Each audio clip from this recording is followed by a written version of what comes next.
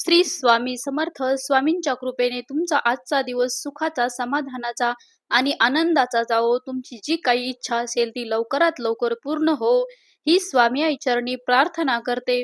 फक्त 21 दिवस गुरुचरित्रातील हा अध्याय वाचायचा आहे आणि तुमची कोणतीही इच्छा असो, कितीही कठीण इच्छा असो, ती फक्त 21 दिवसात पूर्ण होणार आहे. फक्त श्रद्धेने तुम्हाला आणि विश्वासाने 21 दिवस निवडायचे आहे. जसे की ज्यामध्ये काही अडचणी येणार नाही, मासिक प्रॉब्लेम असेल किंवा सुतक विटाळ असेल, तर आपल्याला या सेवेत खंड पडू नये यासाठी तुम्ही ठरवून 21 दिवस निवडायचे आहे. आणि जर अशी अडचण तुम्हाला आलीच, तर ते 21 दिवस परत तुम्हाला सुरुवातीपासून सेवा करावी लागेल. म्हणून तुम्ही पहिलेच 21 दिवस असे चांगले निवडा की ज्यामध्ये काही अडचण येणार नाही.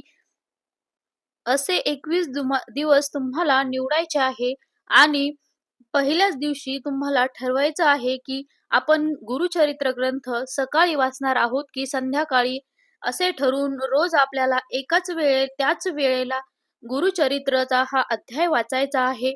आणि पहिल्या दिवशी आपल्याला संकल्प करायचा आहे. अंघोळ करून स्वच्छ वस्त्र घालून आपल्याला देवासमोर बसून एक शुद्ध तुपाचा दिवा व अगरबत्ती लावून आपल्याला हा अध्याय वाचायचा आहे. हा अध्याय आपल्याला गुरुचरित्र ग्रंथातील किंवा आपण Google वरून PDF देखील डाउनलोड करू शकतो. पण जर आपण हा अध्याय रोज सकाळी अंघोळ करून व फ्रेश होऊन जर वाचला, तर त्याचे चांगलेच परिणाम होतात, कारण आपण सकाळी फ्रेश असतो. तर याचे नियम काहीही अवघड नाहीये. फक्त 21 दिवस आपल्याला रोज एकाच वेळेला हा अध्याय वाचायचा आहे. जसे की पहिल्या दिवशी आपण ज्या वेळेला वाचलं, तर 21 दिवसही त्याच वेळेला वाचायचं आहे. शुद्ध शाकाहारी जेवणात आपण काहीही घेऊ शकतो.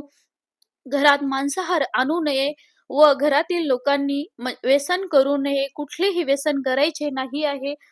बाकी बाकी कोणतेच नियम नाहीये. पहिल्या दिवशी फक्त स्वामीकडे प्रार्थना करायची आहे की तुमची कोणती इच्छा आहे, तुम्ही कशासाठी हा अध्याय वाचत आहात आणि तुमची मनोकामना कोणती आहे, ती पूर्ण होण्यासाठी स्वामीकडे प्रार्थना करायची आहे, संकल्प करायचा आहे. हा संकल्प फक्त पहिल्याच दिवशी करायचा आहे. रोज आपण जे जेवण बनवतो ते स्वामींना नैवेद्य ठेवायचा आहे. रोज आरती करायची आहे आणि तुमचे 21 दिवस पूर्ण झाल्यावर स्वामींना 21व्या दिवशी गोडाचा नैवेद्य ठेवायचा आहे. जसं की पुरणपोळी, खीरपोळी किंवा जे काही गोड तुम्ही बनवणार असाल ते ठेवायचं आहे.